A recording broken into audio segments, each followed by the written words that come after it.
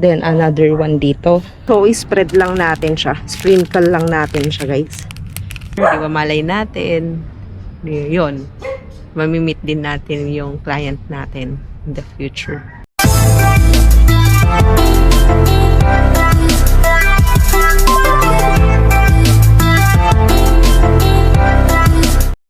Hi guys, what's up? And kasama natin si Mama.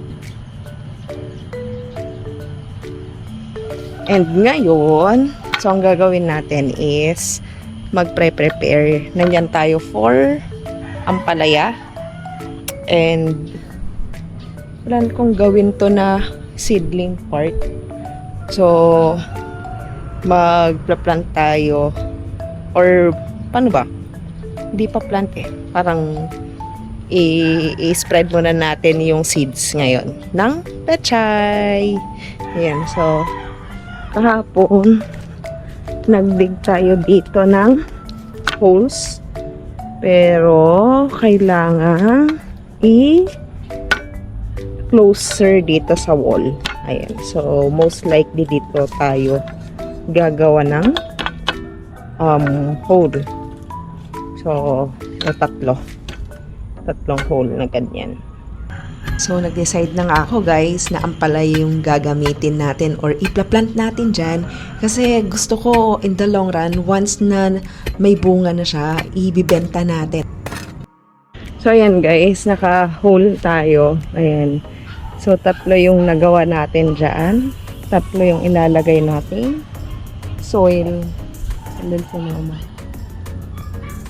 So, lagay na natin guys. Yan, tatlo. Diba? Another source of income yon. Kaya kung ikaw meron din mga space na ganito, why not na mag-plant din, diba? Sayang din naman yung income. Tapos yung income, ipunin mo yon, then another investment ka naman. So, yun yung mga naiisip ko. So, ngayon dyan is yung ampalaya. Siguro yung other space na dyan sa backyard, maybe mag-plant ka din ng upo, mga pechay, ganun. Masaya, masaya. So ngayon guys, meron na tayong tatlong sack dyan ng loam soil. Yan, tatlo. So lalagay natin yung ampalaya, pero wala pala tayong ampalaya. Pero parang mayroon tayong ampalaya last time, no? Anyway, so eto naman, lalagay natin dito. So parang magiging seedling part yan. So gagawin nating seedling. Yeah. So lilinisin natin dito na part para mailagay natin to. Itong mga or dun na lang kaya. What do you think? Yeah, dun na lang din kasi naumpisan na pala natin. So dito ko na lang ilalagay, no? Yan. Inaalis na din natin yung mga weeds dyan or mga grass para mag-build tayo or may plot tayo dyan for pechay. So, iniisip ko din na pechay na lang ilagay dyan. And para ma-maximize din natin yung space. Plus, magandang ibenta ang pechay kasi madali lang silang dumami. So, ito yung ginagawa natin, guys. So, gagawin natin parang hanggang dito. Ayan, hanggang dyan na plot. Then, another one dito. So, straight na lang kasi nga, diba, lalagyan natin ng ampalaya dito na side. So, super kalyo na yun. Kalyo na yung kamay natin. Pero okay lang. Ayan. So, always remember na sacrifice first para maka-gain ka, diba? So, yan. Ngayon lang naman yan. So, tuloy na natin, guys.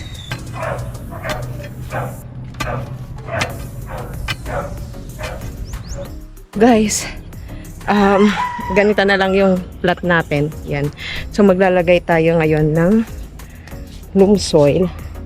So, ihalo natin dyan kasi medyo matigas dito. So, ihalo natin yan and then dito. And so, for now, ito muna. Yung isang sack pala guys ng loam soil, tas may mga rice hulls na din siya.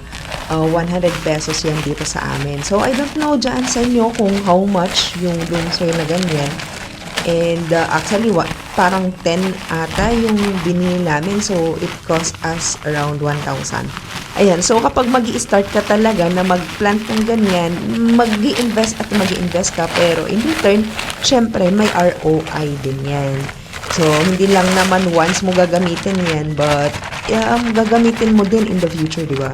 So, nag-mix tayo dyan kasi super hard yung soil natin na nandyan kasi clay soil siya. So, kailangan natin ng loam soil. Guys, ilagay na natin tong petchay. Ayan. So, dito sa plat natin. So, ang daming petchay nito. So, spread lang natin siya. Sprinkle lang natin siya, guys. And, doon sa ating plat. Let's go. Ayan. Ang dami. So, yan. And then, sprinkle lang natin.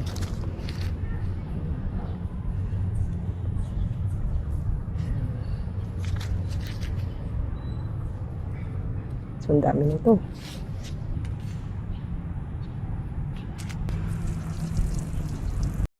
Then, didiligan natin. And, so, hopefully, bukas okay na siya. Bukas may leads na. So, ito yung seedling natin. Ayan. So, siguro yung mga iba, yung doon, dun sa dalawa, siguro plat lang yan. So, hindi ko lalagyan ng seedlings. And after nga natin mag-garden sa labas at nagkape, so guys, linisin natin tong desk natin. So guys, ito yung ginagamit natin. All-purpose cleaner na Seaways. So, ang maganda dito kasi, antibacterial kasi siya. Ayan. And galing siya sa extracts ng mga plants. So, ito yung ginagamit natin. Oopsie. Ano tuloy pati yung... Yan. Ito yung pumunta tayo doon sa Germany noong 2023. So, ito. So, di bumalik tayo doon para mag-trip. One week. Ilang weeks yun? Parang 2 weeks vacation ata yun. Ito naman yung binili natin sa Barcelona. Nung pumunta tayo ng Barcelona. Sagrada. So, gustong-gusto namin mag-collect ng ganito. Ito, binigay ni Kati to. Yan. So, then dito naman tayo. So, dito, ganun lang. Ito.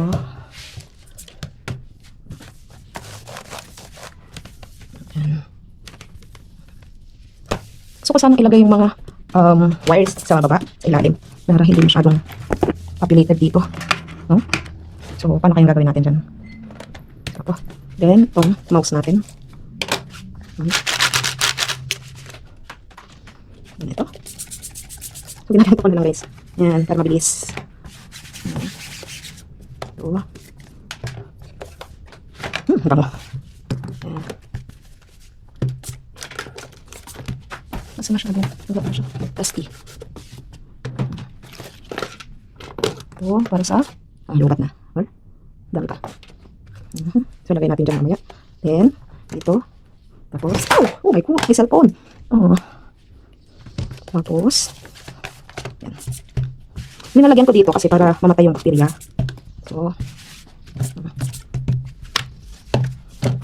sinap ko dyan.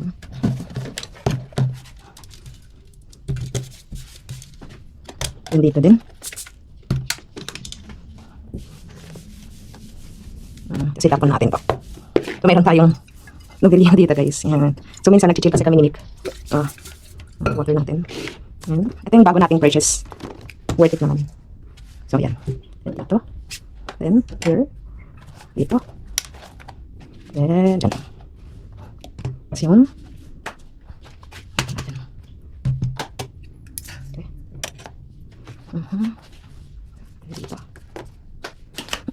Yung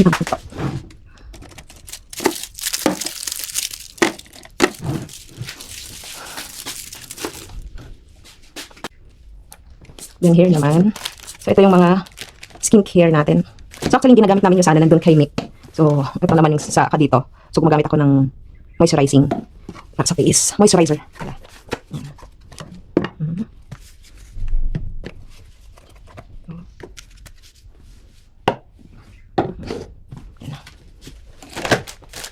So, guys, wawalisin natin tong room.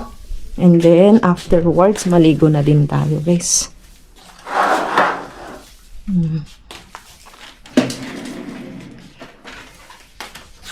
So, actually, hindi natin ginagamit yung vacuum dito. Kasi gusto ko malinis. Kasi ginagamit yun sa ano eh. Ginagamit yun sa box house.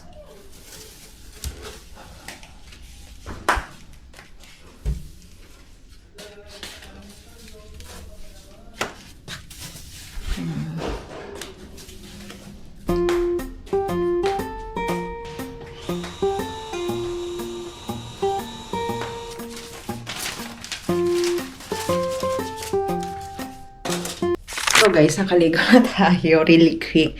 And time check, it's already 9 o'clock. And nag-start. Kaka-open lang din natin.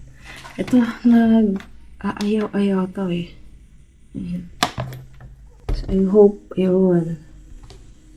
Ayan. So, samahan niyo ako guys na mag-work, no? So, basically ganito, yung kapag weekdays, ganito yung ginagawa natin. So, pagkatapos, kasi 9 o'clock yung work natin. So, nasabi ko na din yan sa mga previous vlogs natin. And, yeah. So, kapag, yun yung routine. Gigising, syempre. Tapos, magkakape or Milo, depende sa kung anong taste ko for the day. Tapos, ayusan si Gabi. Kasi minsan, nagpapaayos yun. Then, garden. Yan. So, kanina, sakit ng mga kalyo natin dyan. Anyway, ano pa ba?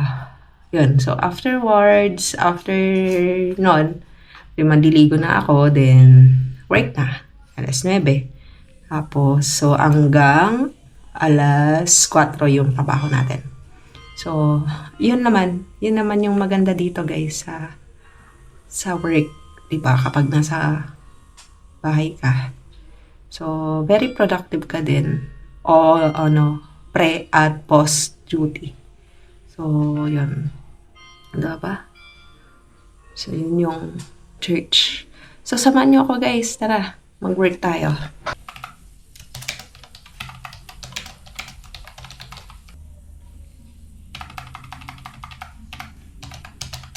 So guys, nangalay talaga.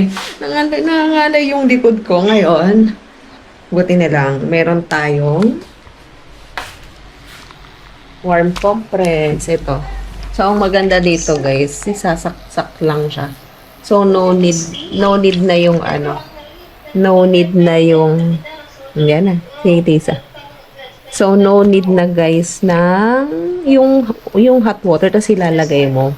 So, ito, hihintayin na lang na mag-boil siya dyan sa loob. And then, good na. So, actually, umiinit na siya. So, binili ko lang siya doon sa Orange App ito. So, itag natin dyan sa video natin. So, maybe makahelp din to sa inyo. Ayan. Mainit na siya.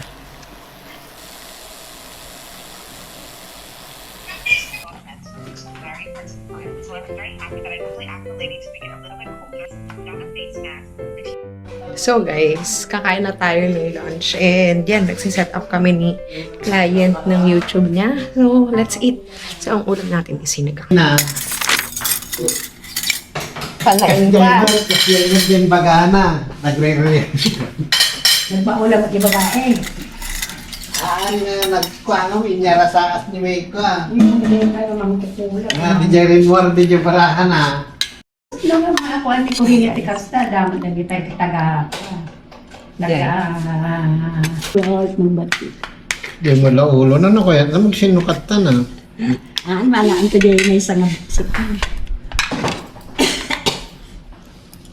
Dala ko mita. Alas 11, alas 12 na maluwas. No nagbuya ka ti Chacha, alas 6, na Malpas, alas 10. Sumarono, Tulpo. Tulpo. Kasaliso ti parparangda, yan ti picture. Nung sa bali ngay lalaki ngay pagkukwartan daw. Juan, scam pa. Unis ka maroon. 100.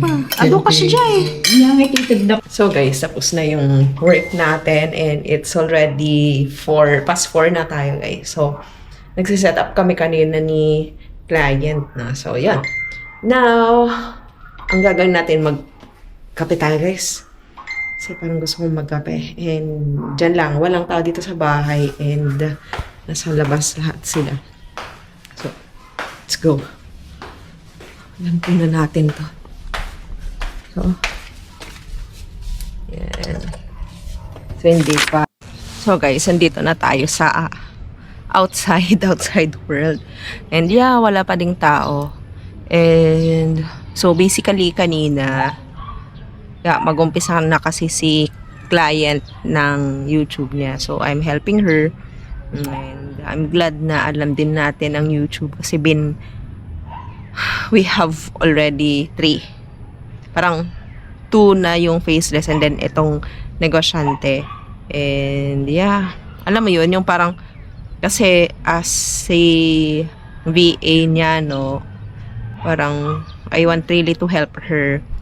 Kasi first time naman din niyang magkaroon ng YouTube, first time niyang mag-venture sa online. Matagal na siya sa business, guys. Matagal na talaga siya sa business. I mean, yung traditional business. So, matagal na siya doon. Mga 25 ata or 20 years na siya. So, yun. And she, talagang, alam mo yun, sana maging successful din siya dito sa digital business. And yun naman yung job ng mga VA, no, is to help excel yung sa client. Kasi minsan may mga VA din kasi na pera-pera lang. Hindi ko naman nila lahat, pero alam mo yun, yung parang just for the and I'm very glad na nagiging instrument tayo, diba? Not just for being a VA lang. And minsan kasi parang nilalagay tayo ni God sa mga tao na alam mo yun, tinutulungan niya.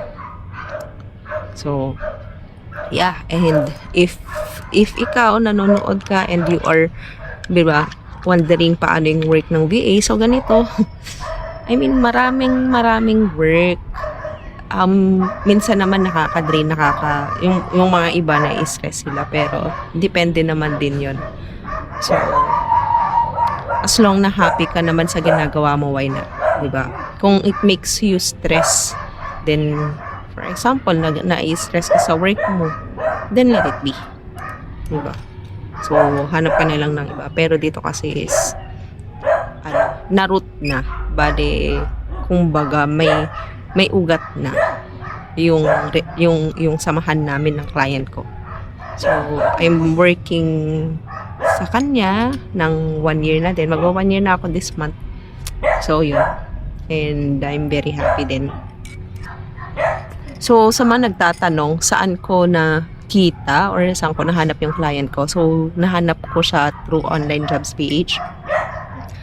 Then, paano ba?